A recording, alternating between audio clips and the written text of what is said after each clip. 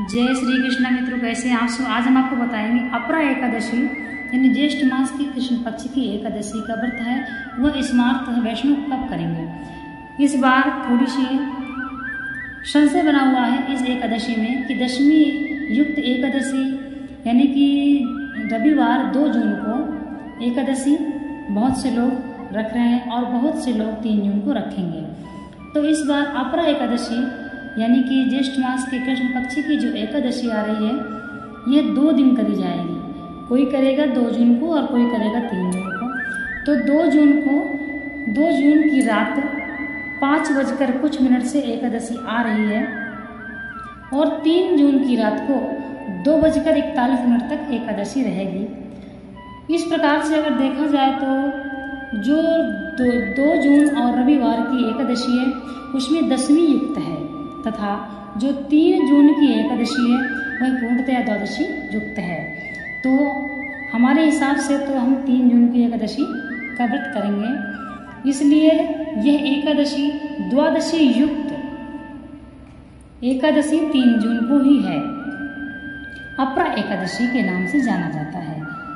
श्री कृष्ण जी बोले, हे युधिष्ठिर, ज्येष्ठ मास के कृष्ण पक्ष की एकादशी का नाम अपरा है। यह अपार संसार समुद्र से पार करने वाली है। इस व्रत से महापापों का नाश हो जाता है। जो क्षत्रिय का पुत्र युद्ध भूमि से पीठ दिखाकर भाग जाए तो धर्मशास्त्र से उसे नरक का अधिकारी कहा जाता है। यदि वह भी अपरा एकादशी का व्रत कर ले तो निश्चय ही स्वर्ग को जाएगा।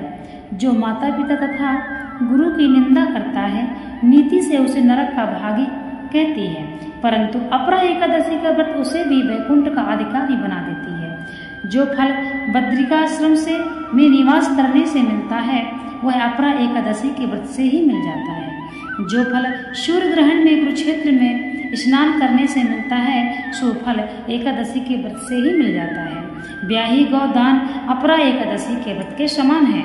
इसका महात्म्य सुनने वाला सिंह के समान हो जाता है।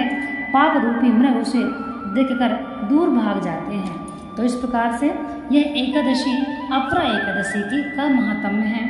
और इस एकादशी को लेकर जो संशय बना हुआ है तो इसमें कुछ भी संशय नहीं है। यानी कि 2 जून को रविवार को 5 बजे तक दशमी आ रही है और फिर एकादशी आ रही है। तो ब्रह्म मुहूर्त में यदि दशमी आ जाती है तो वह एकादशी को की युक्त हो जाती है, यानी एकादशी में दशमी नहीं छूना चाहिए, इसलिए यह एकादशी दशमी युक्त है। और 3 जून की जो एकादशी है वह पूर्णतया द्वादशी युक्त है। तो आप सभी 3 जून को सोमवार को एकादशी का व्रत कर सकते हैं और स्मार्त वाले सभी कर सकते हैं। अपरा एकादशी के या हमने आपको महात्म्य सुनाया, क्या महात्म्य है और इसका जो नियम है, नियम भी ध्यान में रखना अवश्य है, क्योंकि नियम हर व्रत में करना चाहिए। अपरा एकादशी में कहते हैं जो कोई एकादशी का व्रत करता है वो पिशाच की योनि उसको नहीं भोगनी पड़ती है। प्रेत योनि, पिशाच योनि, भूत योनि, जितनी भी ऐसी योनियां हैं कि आदमी मोक्ष को प्राप्त नहीं होता है, तो वो योनियों से उनको मुक्ति मिल जाती है जो कोई एकादशी का व्रत धारण करता है।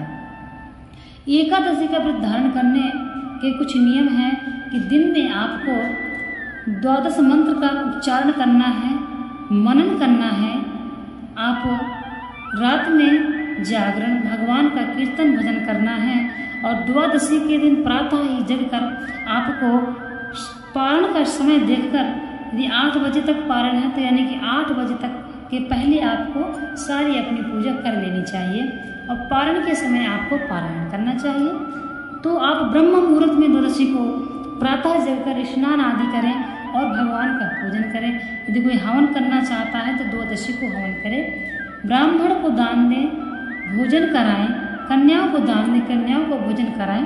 ब्राह्मण को वर्ण सामग्री दे सकते हैं। 24 वस्तुएं भी दान में दे सकते हैं, 27 वस्तुएं दान में दे सकते हैं। इस प्रकार से आपको एकादशी का व्रत धारण करना है। एकादशी के व्रत में यदि आप किसी पापी दुराचारी मनुष्य से बात भी करते हैं तब भी आपका एकादशी व्रत खंडित हो जाता है। इसलिए आपको इन बातों का विशेष ध्यान रखना है कि किसी भी ऐसे व्यक्ति से आप बिल्कुल भी बात ना करें जिसके कर्म अच्छे ना हो, जो व्यक्ति नास्तिक हो, भगवान को ना मानता हो तथा जो व्यक्ति अपने माता पिता को कष्ट देता हो, जो व्यक्ति अपने गुरु की निंदा करता हो, माता पिता की निंदा करता हो, पत्नी यदि पति की निंदा करती हो और पति यदि पत्नी की निंदा करता हो तो ऐसे व्यक्तियों से बिल्कुल भी आपको बात नहीं करना है, उनका सामना भी पढ़ना अच्छा नहीं बताया गया है।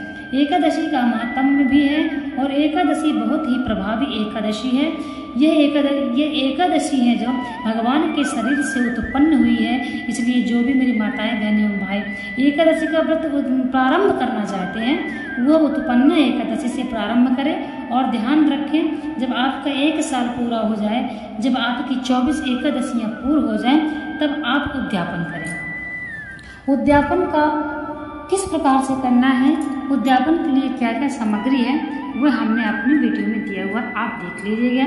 इसका उद्यापन भी आवश्यक है। इसलिए 1 साल जब आप कर लेते हैं तो आपकी 24 एकादशियां हो जाती हैं। यदि उस साल अधिक मास आ जाता है तो 2 एकादशी और बढ़ जाती हैं, तो वो अधिक मास की एकादशी मिलाकर और 12 महीने की यह एकादशी मिलाकर टोटल 26 एकादशी हो जाती हैं। तो आपको 26 ब्राह्मणों को दान देना है और 26 ब्राह्मणों को आप 27 ब्राह्मण कर लीजिए और उनको दान देना है। यह जरूरी नहीं है कि ब्राह्मण हो वो वेद पाठी ब्राह्मण हो, ऐसा कुछ नहीं है। ब्राह्मण हो यानी ब्राह्मण का बेटा हो और ब्राह्मण हो, उसके कर्म अच्छे हों, वह नॉन वेज भी ना खाता हो, दारू ना पीता हो, ये मदिरा पान वगैरह ब्राह्मण का कर्म नहीं है। इसलिए अगर यदि ब्राह्मण ये कर्म करता है तो वह ब्राह्मण शुक्र के समान माना गया है। इसलिए ऐसे ब्राह्मण को भी दान भी नहीं देना चाहिए।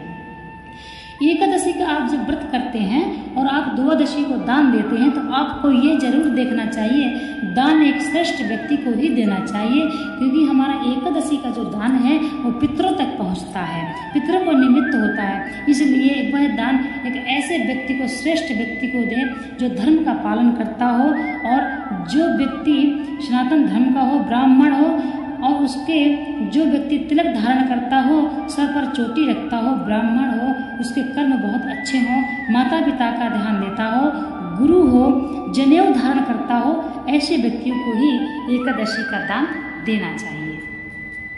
द्वादशी के दिन जो आप दान देंगे वह हम आपको बता रहे हैं। द्वादशी के दान में चावल आवश्यक है। जब भी आप दान दें तो उसमें चावल जरूर रखें। अब ब्राह्मण को एक तो भोजन सामग्री देना होता है, जैसे मान लीजिए आप बना के नहीं दे सकते हैं, घर में नहीं खिलाना चाहते हैं, कोई आपकी मजबूरी है, तो आप ब्राह्मण को घर में भी आप उसको सीधा निकाल सकते हैं। जैसे कि दान आटा रख लिया, दाल रख लिया, चावल रख लिया, सब्जी रख लिया, फल रख लिया, चीनी रख लिया।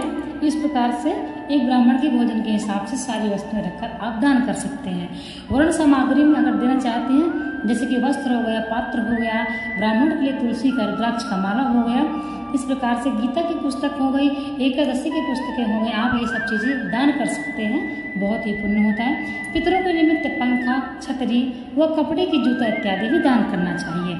तो ये एकादशी के दान के कुछ नियम हैं। जय श्री कृष्ण, जय श्री राधे।